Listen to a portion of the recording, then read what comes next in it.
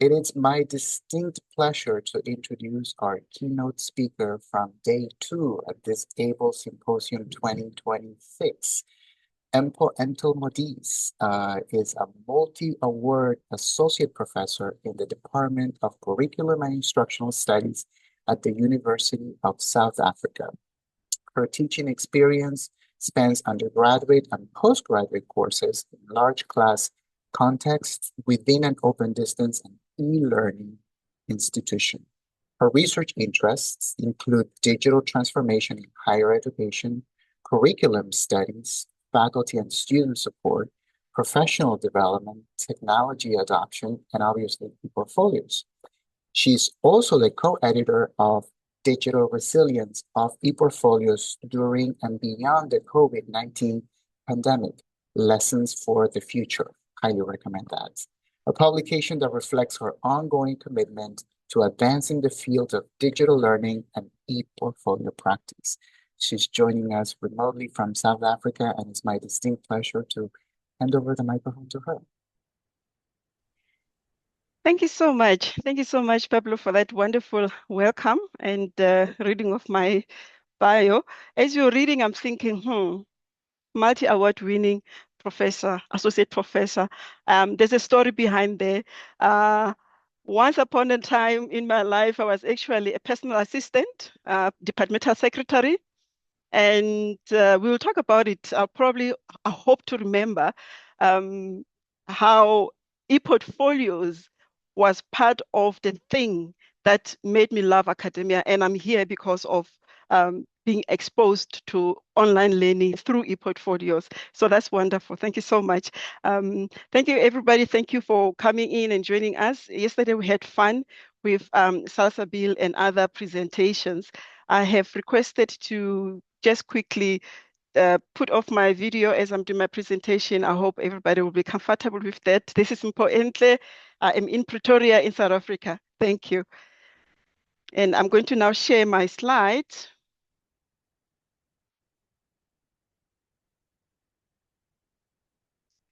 I think Debbie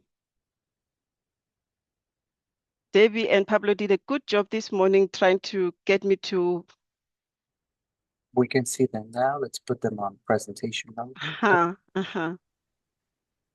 So yes, thank you so much again to ABLE for the invitation to participate in this as a keynote. It's really an honor, as you have heard now from somebody who once upon a time was I would say a mere secretary, and I'm saying that with caution because it was there where I have learned that that position has a lot of power that people don't understand.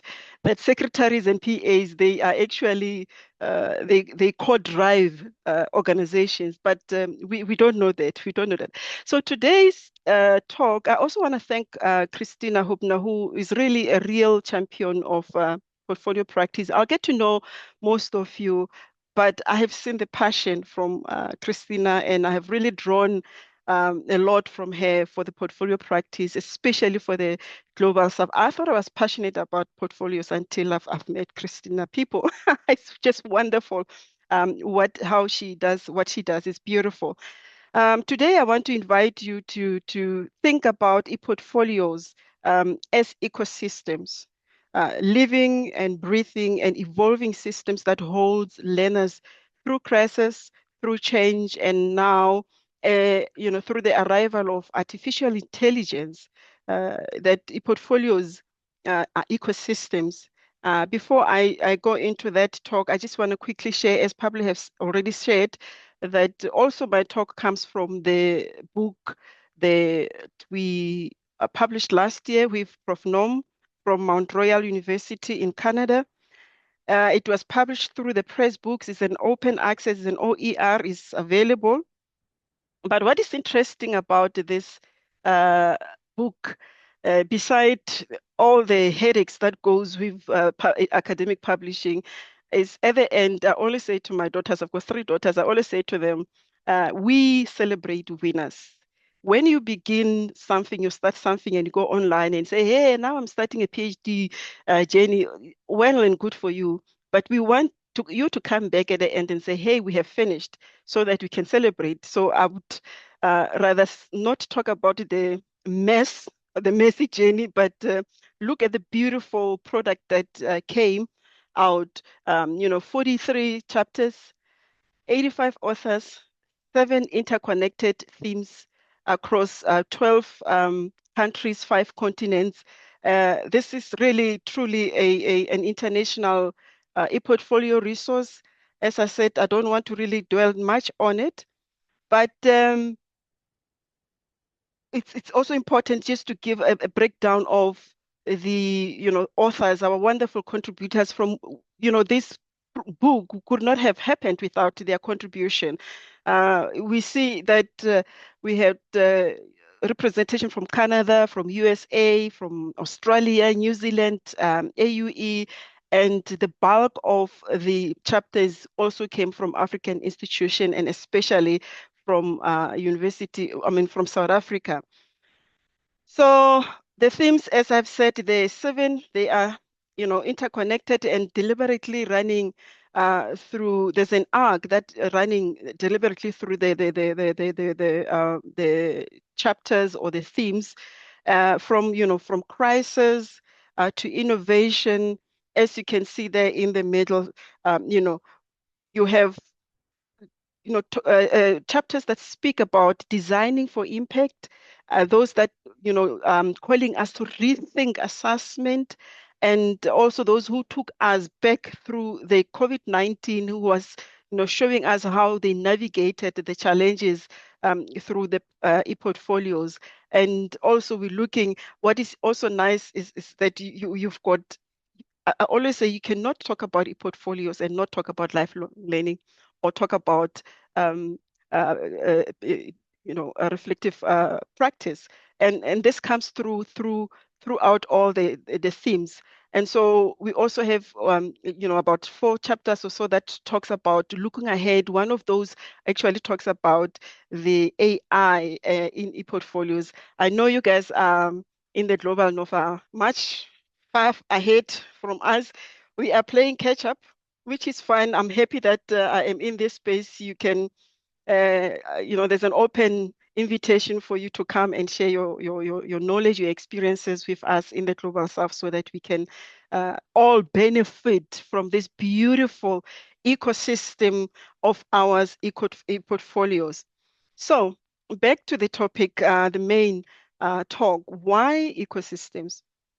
Why not simply digital folders? I know that I think it was Dave yesterday who said we are talking to the converted, and my heart aches a little bit, Pablo, there, because I would have loved for other people outside the portfolio community to join us so they can hear all these wonderful presentations that I had yesterday, and that still the lineup is good again today.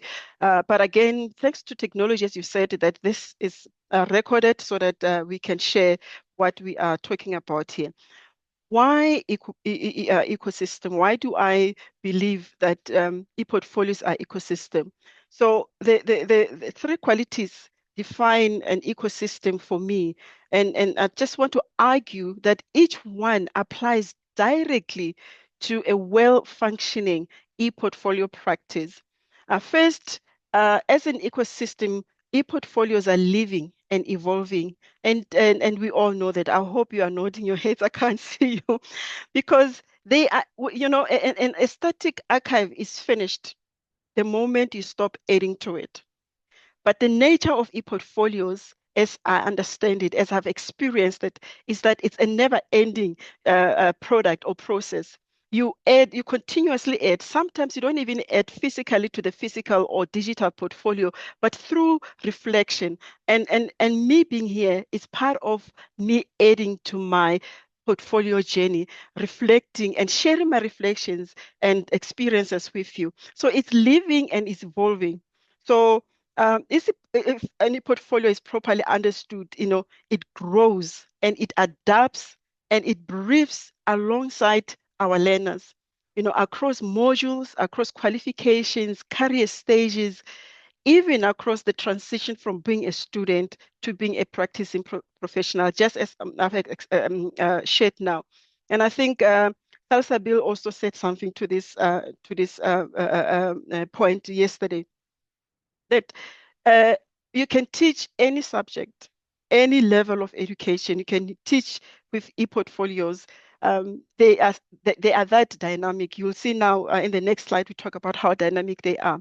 But secondly, there's interconnectedness within the ecosystem or the e-portfolio ecosystem. So e-portfolios does not exist in isolation from the learner or the educator or the assessment rubrics, those beautiful rubrics that I've seen from online or the technology platforms, or even this AI tools that are coming along, or the policy environment that authorizes and shapes it.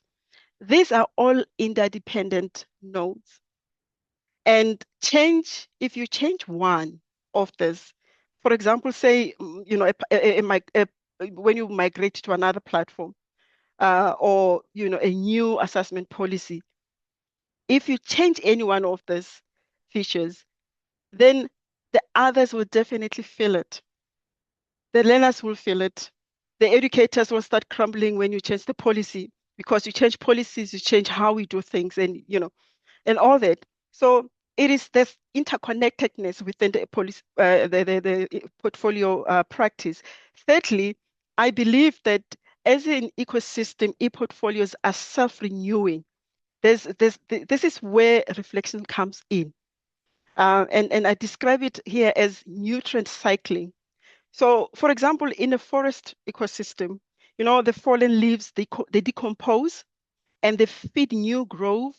And, um, within the e-portfolio system, the learners revisit the past experiences. Their learning journeys. I was just watching Salsa yesterday, speaking about different stages of her learning of her journey as a learner. There, there is no experience within the portfolio practice that is not important, that is less important. Any any uh, any part of your journey forms part of the whole of you, and pushes towards what you want to become, or what you are envisioning yourself to become. So the learners revisit their past experiences, and they continuously extract meaning from those experiences through reflection. And that insight circulates forward into the new learning. And so nothing is wasted. Nothing is wasted. Everything is recycled into growth. And so I like that there where it says ecosystems, they don't store learning, they circulate it. And I think what I love about the e-portfolios, Debbie, is this culture of sharing. I always say this to Christina. There's this culture of sharing. In Africa, we call it the Ubuntu. I am because you are. A person's well-being is because of another person. So we hold each other's hands and we move forward. And I see that in the e-portfolio ecosystem, there is that sharing culture. I mean, yesterday, I think it was Krista and a colleague who were sharing all these beautiful resources and reflection prompts. You don't see that in other fields or other teaching pedagogical approaches that you see here in the ePortfolio ecosystem. Now, I say, also again, it's important to realize that if the ecosystem metaphor is the lens, then these three features that are here on this slide are what you would see the ePortfolio through it. So what I'm saying is that these are not three separate functions that you can choose between. It's everything. ePortfolio is all of this. You cannot just choose the reflective practice feature of ePortfolios and not its dynamic and flexibility, personality. It's everything. It's a package. And so, for example, ePortfolios being dynamic and flexible, they are simultaneously a pedagogical approach. they are also an assessment tool, and they are also learning instruments. So in itself, there you've got the teaching and you've got the assessing, but you also have the learner coming in, because there is no e-portfolio without our learners. No matter how beautiful you design it, no matter how beautiful the technology you have, how sophisticated it is, if the learners are not part of it, and the learning is not designed in such a way that it brings forward the learner's growth in their journey, in their lived experiences, then I don't think that is an e-portfolio. So what I like about it's being dynamic is that it adapts to whatever the learner's journey actually is. You know, it doesn't pin the journey down to fit the tool. It's agile.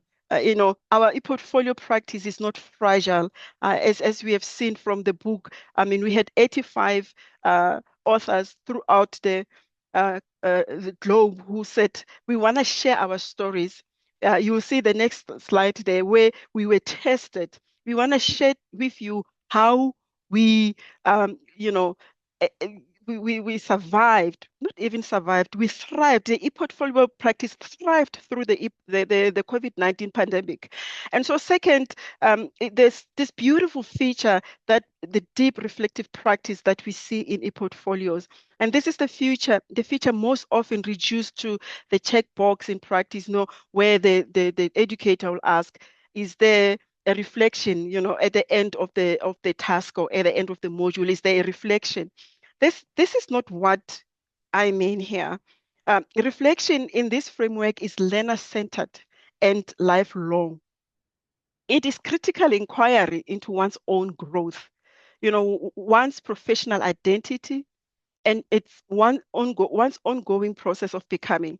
I think it was Prof. Norm who once said that there's they when you share our learners, through peer learning and social learning, you see how our cultures, and when I say our, I mean the educators and the learners together, how we interact with each other, and how we change, not even change, but how we impact each other's identity as professionals, perhaps even as humans, as persons, you know.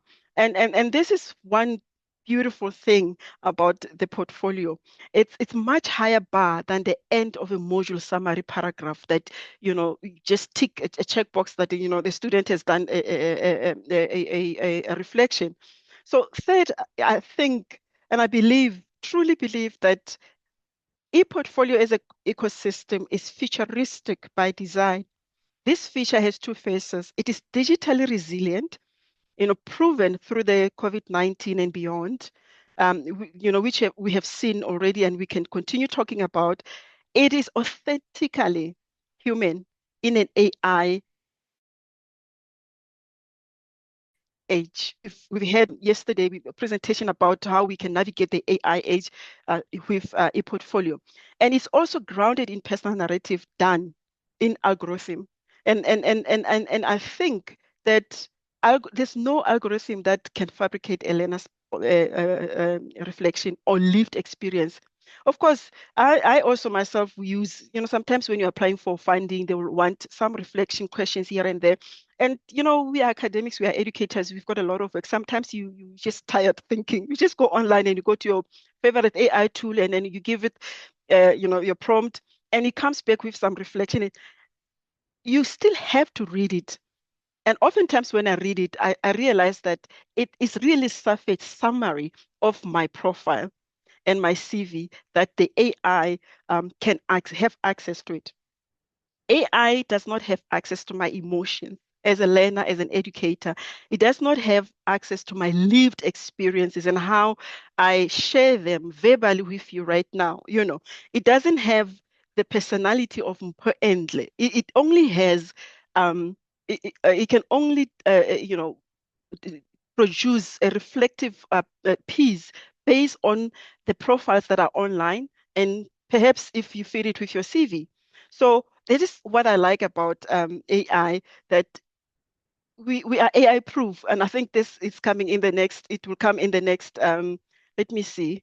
Uh, just a second for me. Yes. But again, from a global south perspective, I also think there are layers within the ecosystem.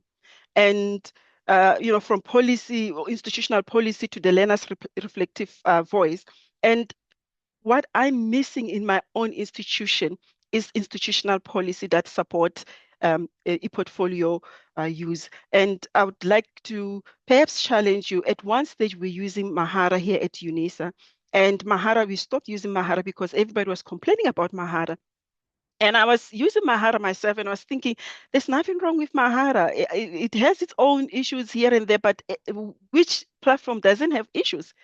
But as I was continuing investigating internally, I realized that our institution, our ICT department, has stopped updating the Mahara. You know, the versions as you go, as you continue. When the world was on version 19, we were still in the lower end of the versions, and all the errors and all the issues the bugs that we have sorted out, we were still dealing with them. That's why we were frustrated. And so, at the top, institutional policies and frameworks, if they do not align properly downwards, to direct the teaching and learning with e-portfolios, that can frustrate the ecosystem. But in a in a good world, institutional policies are there to help to help with curriculum integration of e-portfolios, help with the data privacy obligations, and look at alignment, obviously contextual based on where you are and what your higher education requirements are. So this layer for me sets the boundaries everyone else operates within. Without being rigid also, without policies should not be rigid. Without being rigid, receiving a call, sorry.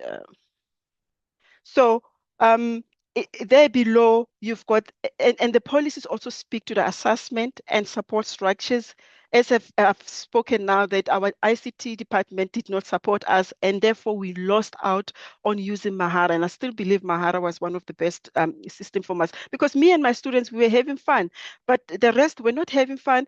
And, because we didn't know that we were not being properly supported.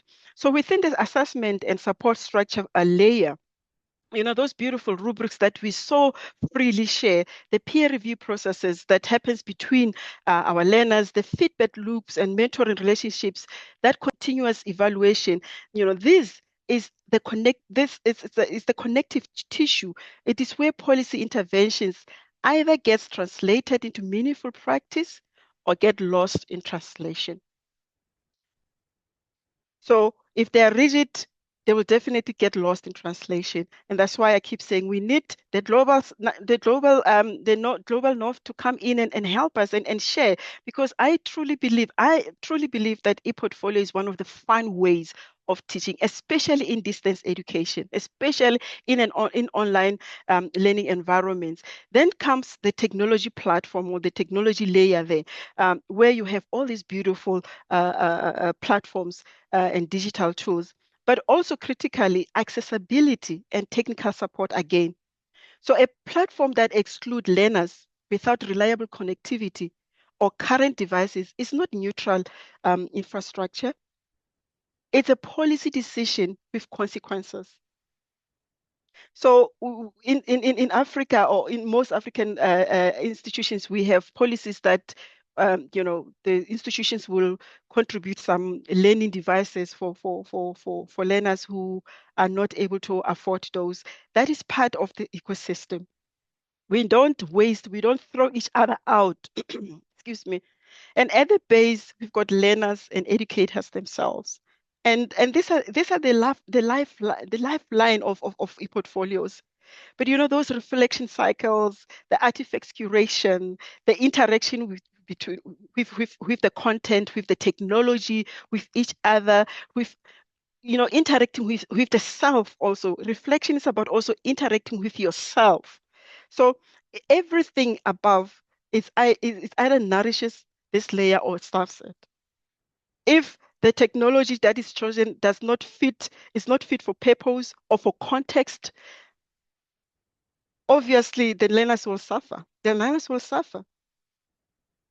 If there's no support, if the policies are not, there's no proper curriculum integration, portfolios are just add-ons, they're not properly thought through, the learners and the educators will suffer. So I think it's important that we continue seeing this e-portfolio as an ecosystem that is digitally resilient, that is pandemic proven, and that is AI ready. And this is the most important slide for me because the test, when we talk about the test of e-portfolios, I always say e-portfolios have stood the test of time. They've started many decades ago, and they're still holding strong. But the COVID-19 was the ultimate test for me, and I think for many institutions. So when physical campuses closed almost overnight, e-portfolios did not collapse. They held. They provided continuity, and importantly, they provided learner agency. So at that moment, when so much else about higher education felt like it was being done to students rather than with them, for example, in our context, we have what you call MRT ETech. It's a policy that governs teaching practice. And so with that, it traditionally depends on physical classroom observations, where things are done, face to face and all that. But with the COVID-19 coming, those people who were already using e-portfolios, they thrived. They didn't start to scratch their heads to see how do we continue teaching, how do we continue engaging our learners and all that. So um, the lesson that I draw is that it's captured in the line that digital resilience became a learner capacity. We capacitated our learners. It wasn't just about the platforms that were coming in and the technologies and all that. It really was the learner who had already internalized reflective portfolio-based habits of documenting and making sense of their own growth. So the e-portfolio definitely passed that test with flying colors. The second stress test now is the artificial intelligence. And my position is that e-portfolios and AI are partners. We are not rivals. The ecosystem is becoming smarter together with the AI. So it's not a problem. So I love that uh, the conversation in this platform are pro AI because sometimes when a technology comes in, we've got people who already outright says, no, it's not for us. We are academics. We already have a lot of work on our tables. We don't want more, So it's important we understand that AI, again, cannot fabricate genuine reflection on someone's behalf. You know, it really, but AI can help us support that reflection, through intelligence prompts and adaptive feedback that we as educators can then design for our learners. So if e-portfolio is proven and AI partnership is at the horizon, what do we then actually do with that? That is the question, perhaps for this. I think is my last slide. Debbie, I haven't seen your WhatsApp coming in through there. I think I'm doing well with time. Um, the most important evidence for me is in this slide because it really helps us to move from the metaphor to lived reality. And to stress it, to stress this, one already, I'm talking about the two stress tests. The AI and the COVID-19, one is already behind, of course, and one is still unfolding. And as far as I'm concerned, I'm seeing a beautiful marriage between e-portfolios and the AI coming in through us. So the first COVID-19, um, just a second, I think I'm looking at the wrong notes here. So with this slide, I just want to bring everything together into what I'm calling an integrated framework, and then turn it into a genuine call to my colleagues in the Global North. As I've been saying, call to action. We in Africa, I was called, I think in 2023, 2024, to speak to my colleagues in Nigeria about e-portfolios, and they at that stage they didn't know anything. And I'm not saying I'm not saying all of Nigeria. I'm talking about the people at the meeting where I was. They didn't know anything about e-portfolios. Every time I speak about e-portfolios within the African context, in conferences, in webinars, people are still asking, what is this e-portfolios? And those who have seen e-portfolios or heard about them, they always come through and say, oh no, those are our learners are from the rural areas. They can't afford these devices. These platforms are user unfriendly. There's this negative perceptions towards e-portfolios that but when I'm sitting here listening to all of you, I see this beautiful unfolding of e-portfolios, these experiences that you already have that I wish that you can share it with us in the Global South so that we and our learners can also benefit from this beautiful ecosystem that does not discard uh, one of its own. So the framework itself rests on four commitments: that the policy alignment embedded directly in curriculum design, rather than bolted on afterwards. You know, putting in e-portfolios not as an add-on, but also reflective feedback loops as standard practice rather than occasional add-ons, and technology platforms that are chosen specifically for accessibility. Um, you'll see again, when we say is digitally resilient, but for whom is it digitally resilient? And how can we help others to come on the other side where they can confidently say we are digitally resilient?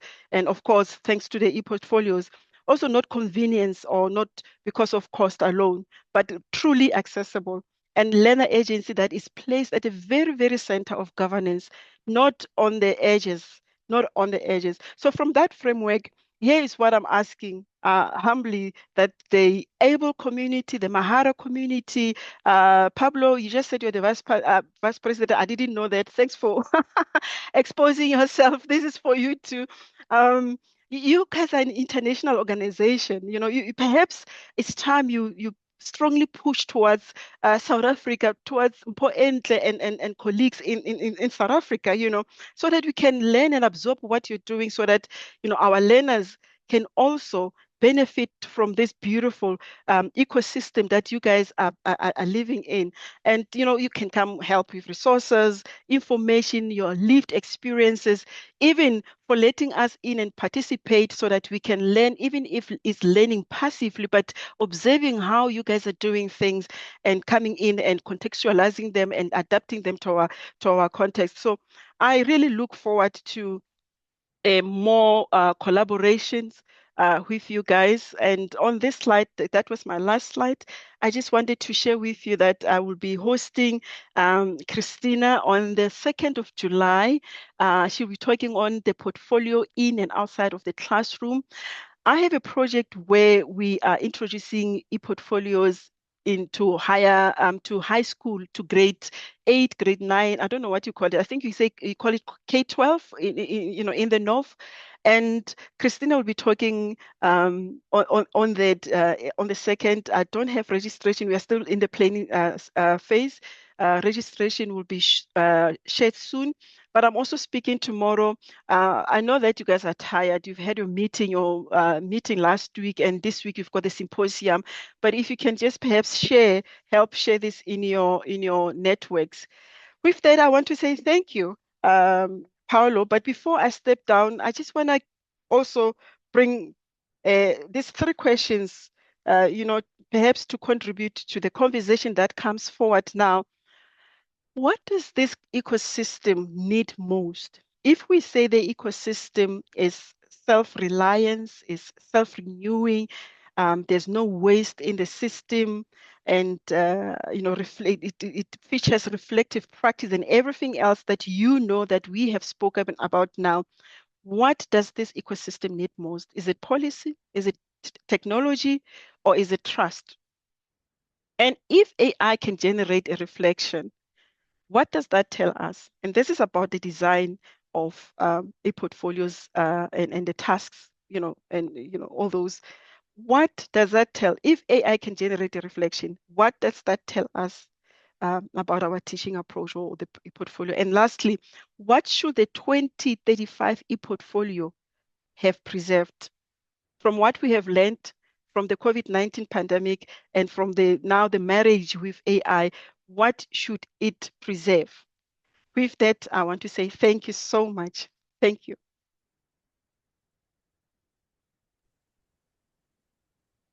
Thank you so much. These are really resonant questions, and I just open it up. Everyone should be able to unmute and talk. These are really thoughtful, provocative ideas.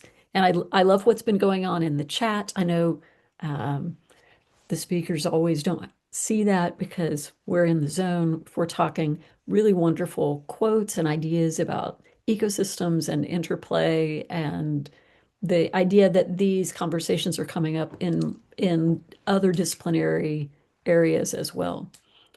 So we open the floor for questions and comments.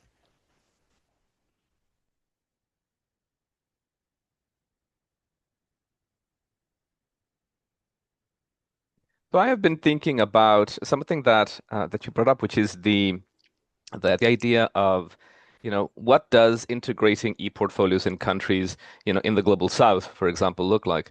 I being from Mexico, I do think about that. Okay, what if I go home? What if I try to, implement some of these things, over there and so on? Or let's say if I, take a job, teaching at a, university in, in I don't know, in Thailand, in Japan, what have you.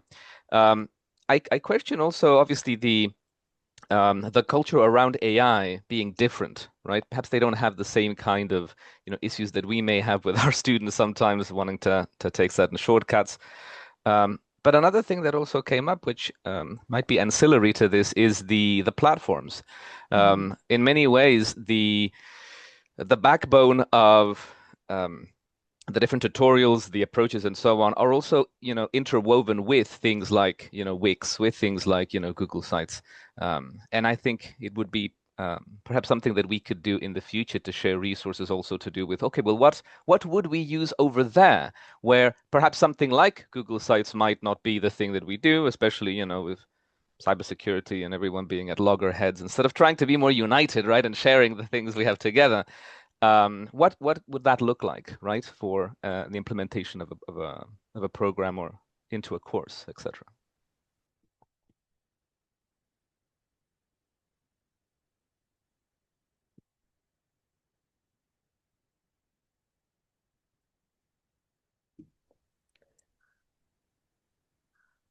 And we do have voices from around the world, so please chime in. Like, what does it look like working in different environments outside of the US?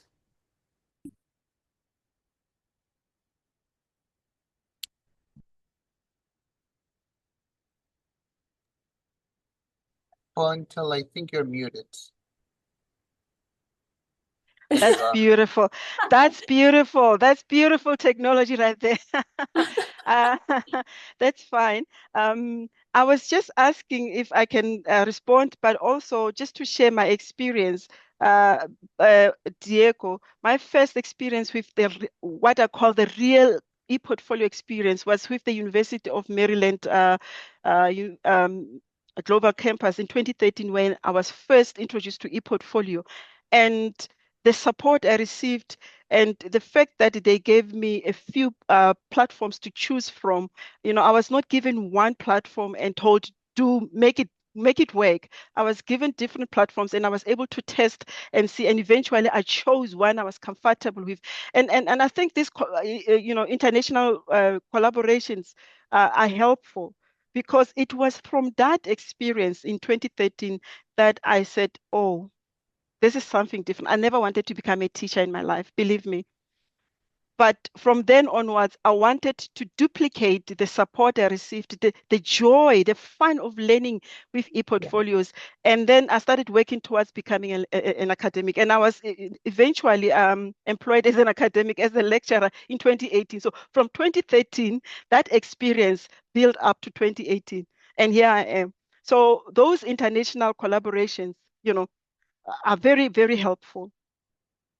Don't throw technology at a global South institution and say, this is Mahara. No, come in, bring yourself. We want your experiences too, your lived experiences. Anybody who can share? I don't know.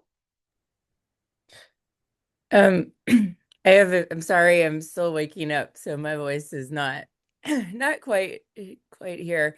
So I guess a lot of things. I teach a dual credit course in a high school, and the barriers they have put on to try and lock down the use of certain types of technology makes it so that you might as well have no technology in the classroom because it's hardly functional.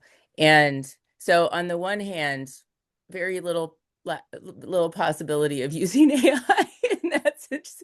But what I was going to say is that the practice of folio thinking is like the electronic pieces are just ways of showing what you're thinking and doing. And you could like the practice of reflection and curation of your learning and thinking about how you put things together doesn't need technology. So I think the first thing is everybody who talks about really amazing experience with ePortfolio is also talking about how embedded it is in their process. And so that process doesn't necessarily require technology to do. And that platform, like I had a platform that I really love that also helped me scaffold learning around teaching process. And now I have to have a different platform. So I'm like trying to convert what did I do? And a lot of the mechanisms I have built into that platform don't work in a different platform. And so I have to think about, well, what is the move mentally that students are making that I need to replicate, and how can that be transferable between different types of platforms? And then I guess I just recently did a portfolio for my presentation later, and I just used AI for it. Didn't use any platform, put it together in AI, and I was like, oh, this is interesting too. So like I feel like there's if you're grounded in the process, then AI can also be helpful. And you could say to students, whatever platform you want to use, and also AI could help you pull it together as well. But your questions at the end, I really wanted to see what other people thought of them. And for me, when I think of what should the 2035 ePortfolio have preserved, I just think of humanity. And I think like, what's our humanness and our connection to each other? And when people do the process over time, I've been thinking a lot about, I'm so embedded in it. I practice it, I model it. And for me, over time, that experience is so powerful, but almost none of my students are reaping the full benefits of that because they are not nerding out on it like I am. And how do I help them really embed it in their, not just their education, but a way of thinking about what they're doing in their life and how to become who they are, and then share that with others in different contexts. So that's the question I've been grappling with. And I love the question about what would you want later, because I just think that's such a great exercise. Thank you. Thank you. I like that you said it's humanity, and my response to that was exactly that everything else can evolve, all the platforms, the formats, the technologies and everything, even the assessment models, they evolve. But we don't want to lose that authentic person, first person narratives that you call humanity. That's humanity. We don't want to lose that in the portfolios.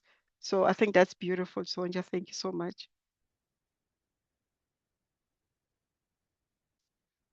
And one of the things that I've seen with my students when I would say, request or prompt some reflective activity at the end of a task or anything, most of them would be talking about how wonderful a lecturer Prof. Modise is, what a beautiful institution this is.